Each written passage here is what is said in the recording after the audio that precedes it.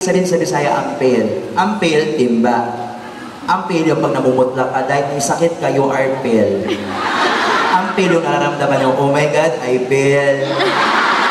Ampel yung pag may tagawat ang Bisaya, dahil may pimples kayo, maxipel.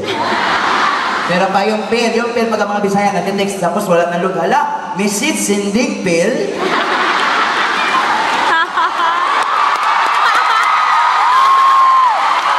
Meron pa, pag ang mga Bisaya nalaglag, oh my God, I feel. Meron pa, yung soup. Maraming ibig sabihin sa Bisaya, ang soup. Sabi ba? Ang soup, sabon. Ang soup, sabaw. Ang soup, malambot. Tapos yung soup, alam nyo na eh, ginagawa namin mga bakla yan eh. Hindi ko sinabi, pero na-gets nyo ah.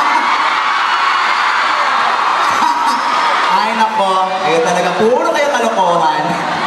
At saka bukod ko dyan, napansin nyo ako, eh lalo ko naging proud, naging Bisaya ako. Kasi ang daming Bisaya sa showbiz. No? At ang daming mga good singers sa showbiz, like yan.